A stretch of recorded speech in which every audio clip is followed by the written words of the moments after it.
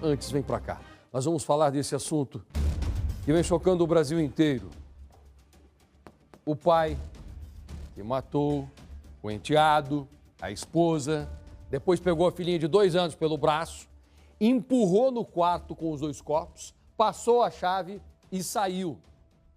Além de covarde por ter matado 2 pessoas inocentes que eram do círculo dele, ele ainda colocou a filhinha para ser torturada. Passou horas a fio. Em cima da mãe, chorando, tentando acordar a mãe, uma criancinha de 2 anos. Que até hoje não consegue falar direito, hein? Você já observou aquele olhar perdido de alguém abatido emocionalmente? Pois é o que acontece com essa criança até agora. O que nós vamos mostrar no programa de hoje é a prisão desse rapaz. Inclusive, na delegacia, ele quebrou o silêncio e tentou explicar o que foi que aconteceu. Eu fico imaginando que explicação esse cara vai dar, hein? O que é que ele vai dizer? O que ele vai pôr para fora? O que é que ele vai vomitar como justificativa? Ou vai ser homem suficiente para reconhecer que foi um monstro e precisa pagar pelo que ele fez? A primeira reportagem põe na tela Juliana Rodrigues. Acompanhamos com exclusividade o momento da chegada de Eliseu de Castro na delegacia de Piraquara. Eliseu, conversa com a gente aqui, Eliseu. Por que você cometeu esse crime bárbaro, Eliseu? Tem alguma coisa a dizer? Aconteceu? Não, fala aí. Eliseu, conta pra gente o que aconteceu. O que aconteceu? Eliseu, conta pra gente o que aconteceu. Tá arrependido, Eliseu? Tá arrependido, Eliseu? Conta pra gente, Eliseu. O que aconteceu? Por que você cometeu esse crime bárbaro? Pra lá, pra cá. Com um semblante fechado, Eliseu não quis responder minhas perguntas. Eliseu, conta pra gente o que aconteceu. Por que matou a esposa e o enteado? Ele foi preso pela Guarda Municipal de Curitiba neste local. Estava escondido em um barraco dentro do córrego da Avenida Venceslau Braz, no bairro Parolim. Ele reagiu, disse alguma coisa no momento da prisão? Não reagiu. No primeiro momento, ele deu o nome errado, né? Tentou de alguma forma enganar a equipe, mas a gente fez a pesquisa e perguntas e ele acabou confessando o cometimento desse crime. Extremamente frio, calculista, não quis falar, disse que não se lembra dos fatos ainda por enquanto, que estava sob efeito de entorpecente. Eliseu contou aos guardas municipais que usou um travesseiro para asfixiar a mulher Ivanilda de Magalhães de Castro e, em seguida, deu os golpes de faca. Enquanto cometia o crime, Renan de Magalhães Ribeiro, o enteado de 10 anos, foi tentar defender a mãe, momento em que também foi morto pelo padrasto. Além do crime bárbaro, Eliseu deixou a filha de 2 anos trancada na casa com os corpos da mãe e do irmão e depois fugiu. A menininha estava de pezinha aí, eu falei para lá, que abre aqui para vovó. Ela punha a mão na cortina e ficava a cortina, se ela não conseguia abrir. Aí quando ela pôs, eu dei o bracinho assim, eu vi que a manguinha da noite aí sai. Enquanto encerrávamos a cobertura da prisão, Eliseu mudou de ideia e quis falar com a nossa equipe. Rapidinho, deixa eu falar com ela. De costas no paredão da polícia, o homem disse que matou, motivado por uma força maior. A pessoa que mais sofre com isso, por incrível que pareça, sou eu. E no meu estado normal, na minha sã consciência, minha família, o pessoal do Piraquara que me conhece, sabe que jamais eu teria capacidade de fazer mal para um cachorro. Então eu não sei uma força maior negativa que me tomou, tá? E eu não sei o que me levou a fazer isso, nada justifica, não vou trazer eles de volta nunca mais. Por que você poupou a sua filha? Eu não sei por que eu poupei minha filha.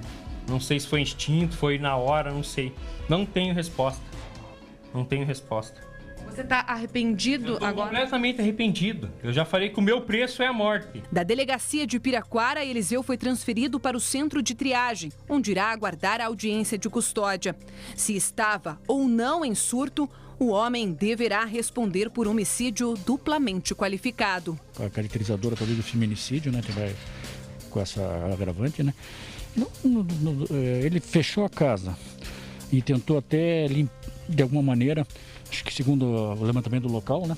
Tentou até limpar ali as digitais com papel, então ele estava... Ou seja, uma pessoa em surto não vai pensar em limpar o local do... Não vai tentar que os indícios sejam contra ele, então fechou a casa, foi embora, então isso aí não tirou o livre-arbítrio dele para fazer esse ato, né?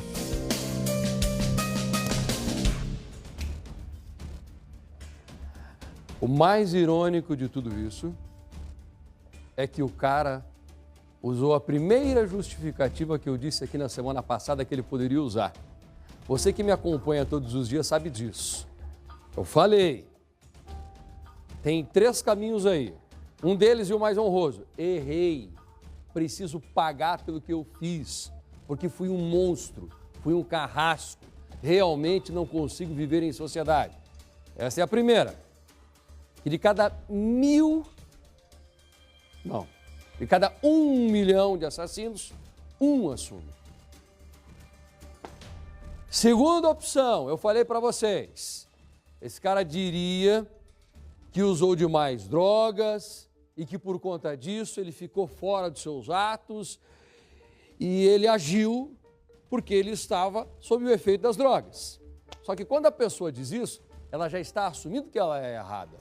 Que afinal de contas você não mataria se não tivesse usado drogas, é ou não é?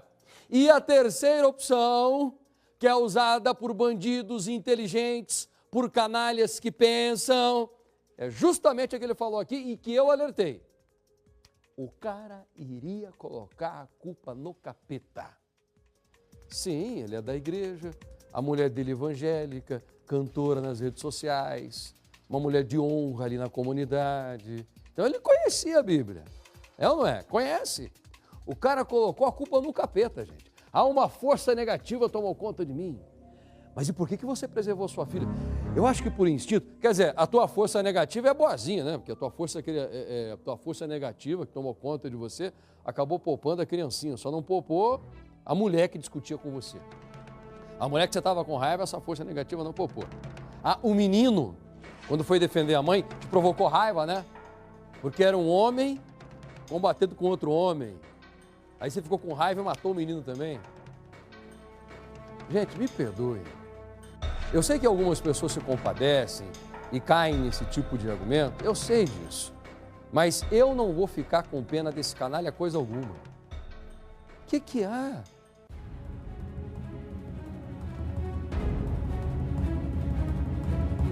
Ou de repente o João Gimenez caiu nessa conversa, hein, João? Você fez o programa aqui no sábado.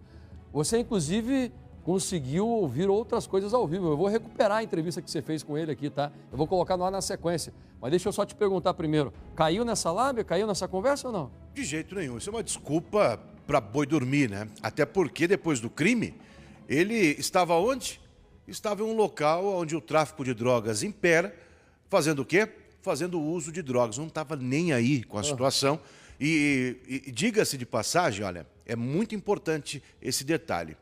No momento em que ele foi abordado sem querer. A Guarda Municipal estava passando ali, resolveu abordar o pessoal da droguinha ali. Aí foi fazer a abordagem e o bonitão aí, esperto, deu um nome errado. Quer dizer, ele sabia que ele estava sendo procurado. Ele pegou, deu um nome errado. Aí a guarda deu uma apertada nele e falou, mas esse cara não parece com o rapaz de Piraquara lá? Pera lá, segurou ele. Ele acabou confessando, sou eu mesmo, né? Então, quer dizer, é um cara esperto, extremamente frio, calculista. Agora, como ele estava nos últimos tempos ali, quando ele estava com essa mulher, participando de uma comunidade evangélica, aí o que ele fala? É porque eu estava dominado por uma força maior. Quer dizer, é o pessoal que é da área ali, cristã, enfim, evangélico, eles creem de forma cega nesse tipo de coisa, né? E aí ele usa também esse tipo de argumento, estava tomado pelo inimigo, coisa e tal. Isso é conversa fiada, né? Esse cara não vale absolutamente nada. Ô João, desculpa, você usou uma expressão que eu respeito a tua opinião, eu só não usaria, tá? Não é que o cristão acredita de forma cega que existe o capeta. Nós, cristãos, acreditamos sim que existe essa força maligna. Nós acreditamos que essa força maligna vem para destruir e destrói de verdade. Então não é uma crença cega da nossa parte. A grande questão aqui é que nem tudo na tua vida é o diabo. Sabe por quê? Se você tem o livre-arbítrio, meu amigo, você pode ter certeza que é para o bem ou para o mal. Tá? Do mesmo jeito que Deus não vai te obrigar a fazer a coisa certa, o diabo também não te obriga porque ele não pode. Aliás, ele só não te obriga porque ele não pode, porque você tem o tal do livre-arbítrio. Eu quero deixar as coisas claras aqui. Quando um canalha desse ele mata uma mulher e diz que era porque ele estava possuído, ele está mentindo. Mentindo. Você pode ter até todas as seduções que o mundo te oferece. Só que você só vai fazer se você quiser. Exatamente. Entendeu? É apenas se você quiser. Não tem esse negócio de que eu só fiz porque uma força negativa se apoderou de mim. Aqui para você, rapaz. Nesses 3 caminhos, João Gimenez, veja bem, se ele confessa o crime, seria uma atitude honrosa. A atitude apenas, ele assume toda a culpa, então ele não fez, porque ele não é homem para isso. Se ele diz que estava sob efeito de drogas, ele também assume que ele é errado, e ele não é homem para isso. Colocou a culpa no capeta. Exatamente. Agora... no capeta. Então, é mentira, rapaz. Você fez isso porque você é canalha. Pode prosseguir, João. Uma desculpa. Inclusive, você matou a charada anteriormente, semana passada, lembra-se? Que você falou isso. Eu falei que ele ia dizer isso. Né? Eu falei que ele ia dizer isso, antes dele ser preso. Você lembra disso? Agora, só para a gente esclarecer aqui, né? A questão que eu falo, o cristão, ele aproveitou que ele estava participando da comunidade cristã, sendo ali um partícipe, né, dos cultos, enfim, de forma cega. Eu falei que as pessoas acreditam, e acreditam de fato. Quem acredita e aceita Jesus, a Bíblia, né, com certeza acredita mesmo, tem fé, né, tem fé. Né? É isso que eu quis dizer. Tá bom, então, com essa forma, ele usou o quê? Participou dos últimos 3 anos da comunidade cristã, e aí, usando desta fé, usando uma desculpa esfarrapada como essa. O que ele disse quando ficou no paredão da polícia? Vamos ver. Eliseu. Oi, olha, ao contrário do que foi falado... Só um minutinho, Eliseu. Eliseu está aqui com a gente agora, quer falar, pediu para falar com a imprensa. Diga, eu vou falar. Ao contrário do que foi falado há pouco, assim que eu desci, que eu tô com sangue frio, não tem remorso nem nada, a pessoa que mais sofre com isso, por incrível que pareça, sou eu. E no meu estado normal, na minha sã consciência, minha família, o pessoal de Piraquara que me conhece, sabe que jamais eu teria capacidade de fazer mal para um cachorro.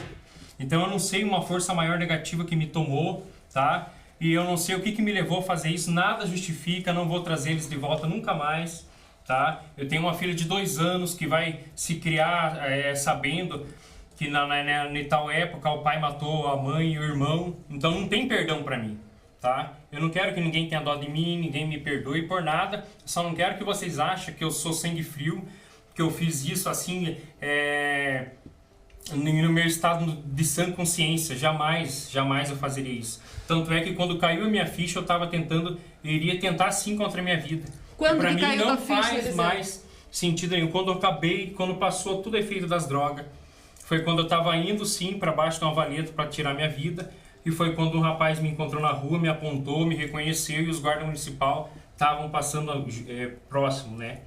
Então aqui eu estou, infelizmente, eu vou pagar sim, e vou pagar pouco ainda, porque o meu preço eu teria que ser morto a facada também, e eu acho que é isso que vai acontecer ainda. Se ninguém me matar, eu mesmo vou tentar me matar. Tá querendo o que será, hein? Vou tentar me matar, né? Vamos lembrar que ele, quando deu essa entrevista, também, de acordo com o relato de alguns policiais, tinha acabado de usar drogas porque ele estava com outros amigos numa rodinha. O cara nunca foi fluxicheiro, hein? Ele só enganava. Na verdade é o seguinte, você já ouviu aquele ditado que quando se torna calado, até o tolo se passa por sábio? Então, cara caladão, aquela coisa toda, deve ser um homem do bem, né? Não briga com ninguém. É porque é calado, mas no fundo, sempre foi esse canalha que você está vendo aí. Vamos ver a segunda parte da entrevista com ele. Logo depois que eu saí da casa, ainda eu estava tomado de um espírito contrário. Eu não sei o que eu estava irreconhecível. Não era eu, jamais eu no meu estado normal ia fazer isso. Eu não sei o que me levou a fazer isso. Não tenho resposta. Pode ir à justiça, a psicólogo, ninguém vai explicar. Por que você poupou a sua filha? Eu não sei por que eu poupei minha filha. Não sei se foi instinto, foi na hora, não sei. Não tenho resposta. Não tenho resposta. Você está arrependido? Eu estou agora? completamente arrependido. Eu já falei que o meu preço é a morte. Não tenho que eu ficar atrás de umas grades de 20, 30 anos, não vai resolver isso. Na hora que eu sair para fora, tinha minha primeira oportunidade. Eliseu, deixa eu só perguntar para você uma última questão, porque ele já vai ser levado para lá de novo. Eliseu, o que aconteceu naquela noite, naquela madrugada que antecedeu? Eu não vou entrar em detalhes, isso me traz tristeza, eu não quero nem lembrar disso. Todo mundo já sabe, eu não vou dar audiência. O que deu start pro teu surto, então? Eu não sei, se eu tivesse solução, eu iria ajudar outras pessoas a não cometer o mesmo erro. Você como homem evangélico, como é que você explica isso? Exatamente, por isso mesmo. É por esse fato mesmo. Nós entramos na casa onde tudo aconteceu. Onde a mulher foi assassinada, foi enteado, no quarto onde a menininha foi trancada com a mãe. Nós acompanhamos policiais, acompanhamos o advogado que estava com a família, reviramos algumas coisas e o clima era pesado demais. Você, telespectador que acredita nessa coisa de energia, você com certeza já entrou em algum tipo de ambiente e o teu corpo arrepia, o teu fôlego ele começa a faltar, a garganta aperta, não apenas porque você sabe o que aconteceu, mas porque tem algo no ar. E o clima aí foi extremamente pesado, extremamente pesado. Ainda hoje, aqui no tribunal, está na cadeia o homem que matou a esposa e o enteado e depois ainda trancou a filha de 2 aninhos na casa com os corpos. Na delegacia, esse homem quebrou o silêncio e tentou explicar o que aconteceu. Na abertura do Tribuna da Massa, eu mostrei toda essa história para você.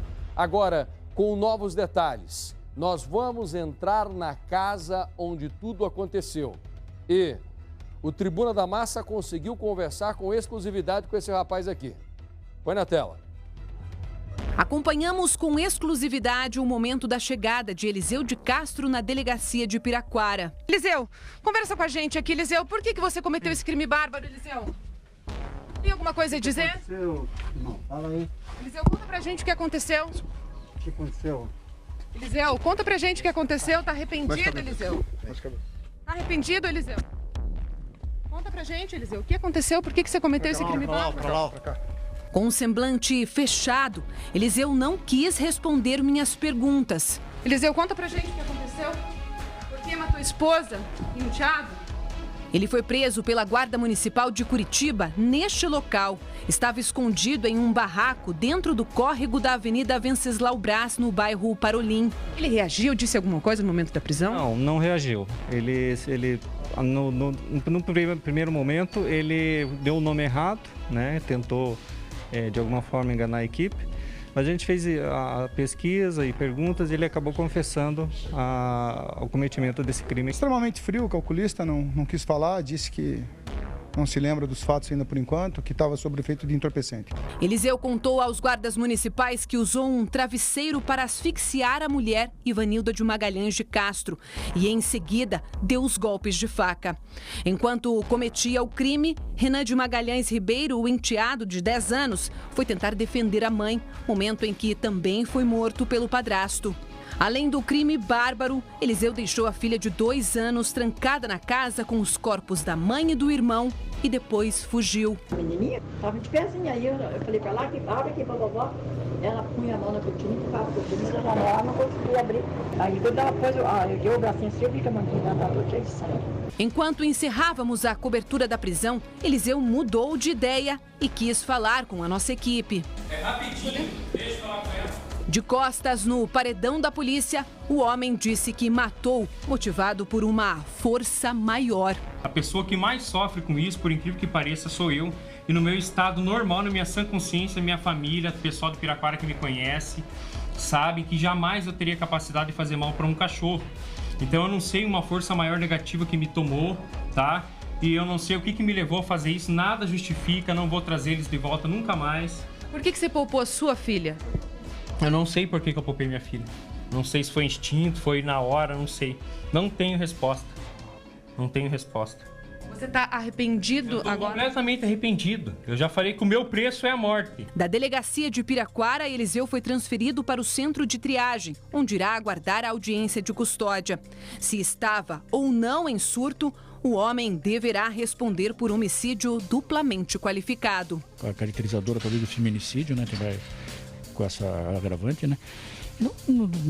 Ele fechou a casa e tentou até, de alguma maneira, acho que segundo o levantamento do local, né? Tentou até limpar ali as digitais com papel, então ele estava... Ou seja, uma pessoa em surto não vai pensar em limpar o local do... Não vai tentar que os indícios sejam contra ele, então fechou a casa, foi embora, então Isso aí não tirou o livre-arbítrio dele para fazer esse ato, né? Eu gosto de entender as coisas bem direitinho e tenho certeza que você também. Na casa, onde as coisas aconteceram. Qual é o cômodo onde a criança ficou presa com os copos? Quantos metros quadrados tinha ali? Por que eu gosto desse tipo de detalhe? Porque você entende melhor. É como se você desenhasse toda a cena do crime na sua mente. Isso me ajuda não apenas a criar argumentos a favor ou contra os envolvidos, mas a ter um julgamento mais correto da cena também. E o repórter Luciano Piquete entrou nessa casa e vai contar a partir de agora todos esses detalhes, com aquela entrevista exclusiva desse rapaz contando o que aconteceu aí dentro. Você me dá um minutinho? Deixa eu mostrar para vocês o que eu vou trazer ainda hoje. É que nós conseguimos, e nós falamos agora, hein? Nós acabamos de falar com aquela mãe que estava com a amiga bebendo num bar. Você vai se lembrar dessa história. A criancinha estava no bar com a mãe, só que do outro lado da rua tinha um circo. A mãe não foi levar a criança no circo. A mãe trouxe o filho para o bar. E ela estava ali com a amiga distraída. A criancinha foi atravessar a rua e morreu atropelada. Esta mãe acabou de falar com a equipe do Tribuna da Massa, minha gente. Esta mulher aqui, ó, ela acabou de abrir o coração para a reportagem do Tribuna da Massa. São aquelas perguntas que eu gostaria de fazer, mas que ficaram a cargo da nossa repórter, tá? Aquelas perguntas que você, telespectador, gostaria de fazer. Aquelas respostas que você gostaria de ouvir. Tá aqui já a reportagem, produção? Tá aqui? Tá bom, minha gente. Então, para eu não misturar os assuntos, eu falo com você, Piquete, e depois você vai ouvir o que essa mãe tem a dizer. Você viu a criancinha ali? Linda, né? Criancinha maravilhosa. A criancinha não queria ficar no bar bebendo com a mãe. A criancinha queria ir para o parquinho. Ela queria ir para o circo. Ela queria ver o palhaço. E acabou perdendo a vida. Vamos lá. Nós entramos na casa onde uma mulher foi assassinada, o filho dela, e uma criancinha de 2 anos ficou trancada com os corpos. Nesta casa, nós fomos acompanhados de alguns outros profissionais. Nós ainda encontramos a sala cheia de... Olha, as salas estavam cheias de quadros, minha gente. Nas fotos, muita felicidade, mas no ar, uma tristeza que você conseguiria agarrar. Põe na tela, vamos ver o Luciano Piquete. Essa é a primeira vez que a casa é aberta após o crime. A gente vai acompanhar aqui no Tribuna da Massa.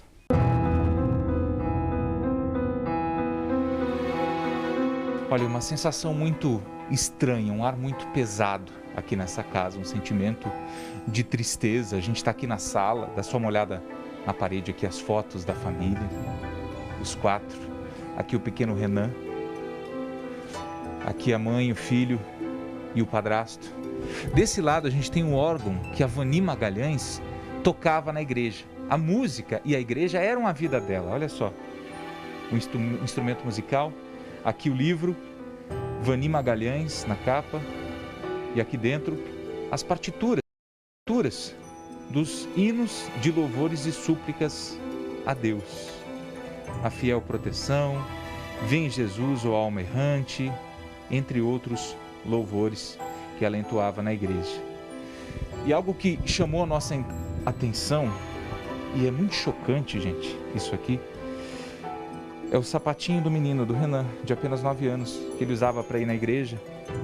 E aqui, é difícil a gente não se emocionar com isso, mas os ternos que ele usava nos cultos.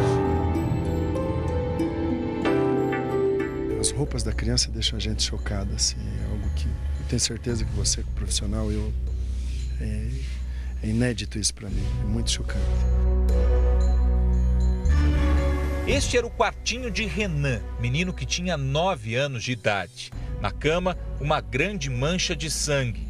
No chão, também há marcas da violência.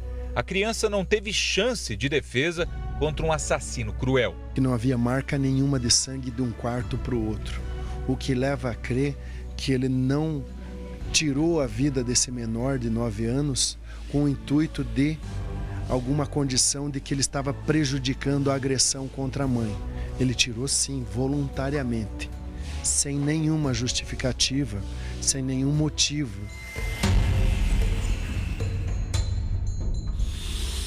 A gente vai entrar agora no quarto em que a Vani foi assassinada. O quarto é bem apertado, ela estava na cama e aqui recebeu as facadas. No chão, ainda uma mancha de sangue.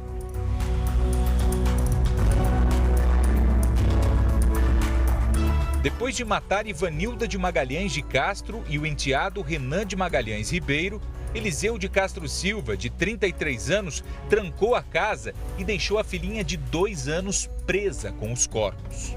E foi nessa janela, que também na cortina, se a gente olhar lá tem uma mancha de sangue, foi nessa janela que a menininha de 2 anos de idade batia desesperadamente no vidro e pedia ajuda. E dizia assim, para quem estivesse passando na rua: a mamãe tá dodói, a mamãe precisa de ajuda. É algo que inédito para mim, mesmo com muito tempo de advocacia. Eu estou chocado, eu estou numa condição bastante prejudicada, até para falar. O único motivo que encontramos é a maldade e a crueldade desse assassino perverso, que sabia muito bem o que estava fazendo e chegou ao objetivo de onde queria alcançar. Chegou a ser cogitada a hipótese de que Eliseu teve um surto psicótico, o que, para o advogado da família, é um absurdo. Que nós temos certeza que não foi nenhum tipo de surto psicótico, não podemos aceitar isso, já está sendo ventilado, não podemos aceitar, porque seria um surto psicótico conveniente seletivo, porque para matar filho dos outros, seja a esposa ou o enteado, ele foi muito seletivo, ele não matou a filha dele, por bem que não fez isso, mas ele foi seletivo, ele sabia o que estava fazendo. Ainda por mais, sabemos que ele foge desse local, trancando as portas, evitando inclusive que a própria filha chamasse por socorro. Um assassino cruel, uma pessoa que não tem empatia nem pela própria filha. E eu não tenho dúvida que ele não mereça uma pena inferior a 30 anos. Merecia inclusive a pena capital. Como o nosso país não tem essa previsão e alguns critérios cristãos não me permitiriam falar nesse sentido, mas a pena que ele mereceria seria a pena capital. Mas nós entendemos que a pena não vai ser inferior a 30 anos e vamos lutar para que isso aconteça.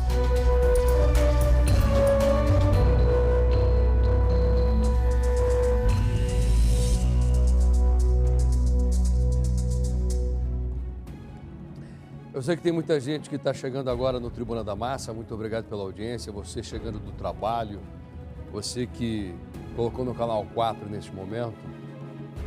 Quem me acompanha todos os dias, eu vou repetir rapidinho o que eu falei no começo do programa. Você que me acompanha todos os dias sabe que na semana passada eu cantei uma bola aqui. Ou esse rapaz vai falar que matou, que estava sob o efeito das drogas, ou porque ele tinha sido dominado por uma força negativa maior, por um espírito maligno, ou algo nesse sentido. Eram 3 opções. Uma, assumir o crime e mostrar que ele realmente é um canalha. Outra, falar que é droga ou então que é o capeta. Bingo! Ele ficou com a terceira opção. Porque daí é mais fácil, né? Se o cara fala que estava sob o efeito das drogas, ele assume que está errado do mesmo jeito. Agora, se foi uma força negativa maior, aí não, eu não tenho culpa alguma. É o capeta que tomou conta do meu corpo. Essa é a justificativa dele, que eu não engulo de jeito algum. Mas, olha, o que ele falou não pode ser usado, pelo amor de Deus, justiça brasileira, não pode ser usado como justificativa. Matou, pronto e acabou. Vamos ouvir. Eliseu. Oi, olha, ao contrário do que foi falado... Só um minutinho, Eliseu. Eliseu tá aqui com a gente agora, quer falar, pediu pra falar com a imprensa. Diga. Eu vou falar. Ao contrário do que foi falado há pouco, assim que eu desci, que eu tô com sangue frio, não tem remorso nem nada, a pessoa que mais sofre com isso, por incrível que pareça, sou eu. E no meu estado normal, na minha sã consciência, minha família, o pessoal de Piraquara que me conhece, sabe que jamais eu teria capacidade de fazer mal para um cachorro.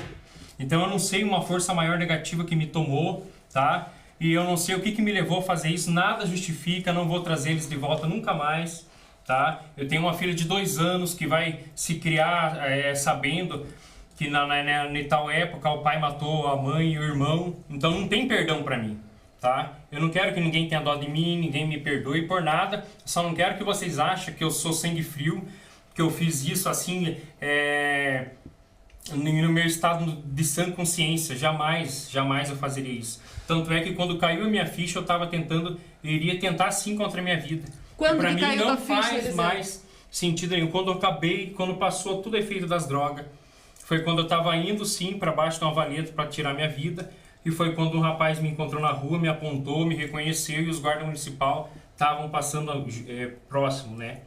Então aqui eu estou, infelizmente, eu vou pagar sim, e vou pagar pouco ainda, porque o meu preço eu teria que ser morto a facada também, e eu acho que é isso que vai acontecer ainda.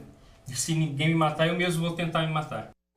É engraçado, né? Que quem fala demais dá bom dia a cavalo. Você começa falando que uma força maligna, negativa, tomou conta de você.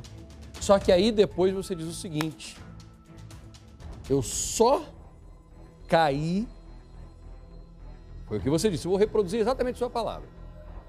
Eu só caí em si quando o efeito da droga passou. Foi o que você acabou de falar, sem tirar nem pôr. Eu reproduzi suas palavras. Então você assumiu que você usou drogas, é isso? Quer colocar a força no capeta porque não que eu seja advogado do diabo, né? Mas você está querendo colocar a força no cramunhão por quê, meu querido? Se a culpa é tua. Você disse aí que a pessoa que mais sofre é você. Não tem vergonha na cara de falar uma coisa dessas, não? A pessoa que mais sofre nesse momento, eu tenho certeza que é a sua filhinha, ok? A tua filhinha. Ela é a pessoa que mais sofre, porque viu a mãe sendo assassinada. Posteriormente, viu o irmãozinho sendo esfaqueado até a morte. E aí, você trancou essa criança na casa e foi embora. O camarada João Gimenez teve coragem de falar que quem conhece ele ali na região de Piraquara sabe que ele não tem coragem de fazer mal para um cachorro. Então deixa eu te contar outra coisa. Quando os policiais chegaram na sua casa, tinha um cachorrinho que estava amarrado aqui, coleira e corrente, numa distância tão pequena que ele mal conseguia sair dentro da casinha, sem água nem comida. E ele estava lá por um bom tempo, porque o cachorro estava desnutrido. Não foi questão de, não, só aconteceu depois do assassinato, não. Você já vinha fazendo isso com esse cachorro. Você tinha cachorrinho dentro de casa e você maltratava. Você maltratava o seu cachorrinho, sim, seu mentiroso. E o detalhe... Só que essas coisas nós vamos descobrindo e o cara acha que vai ficar por isso, que ele abre a boca para pagar de inocente e pensa que a gente não vai investigar, João. Exatamente. E o detalhe, ele tentou limpar a cena do crime. Ele tentou limpar o sangue. Né? Agora, a coragem. Isso porque ele não estava consciente, né? Não.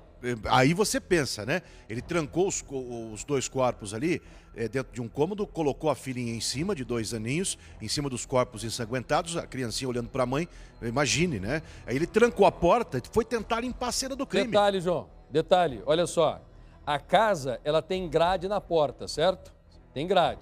Então, estava trancada não apenas a porta, como tinha um cadeado na grade. Agora, uma pessoa em surto, ela consegue pensar? Exatamente. Pensa comigo. Uma pessoa em surto, ela consegue decidir que ela vai matar apenas 2 pessoas, a outra criancinha ele não vai matar. Aí, o cara tem a seguinte conclusão. Serpa, olha aqui para mim, por favor.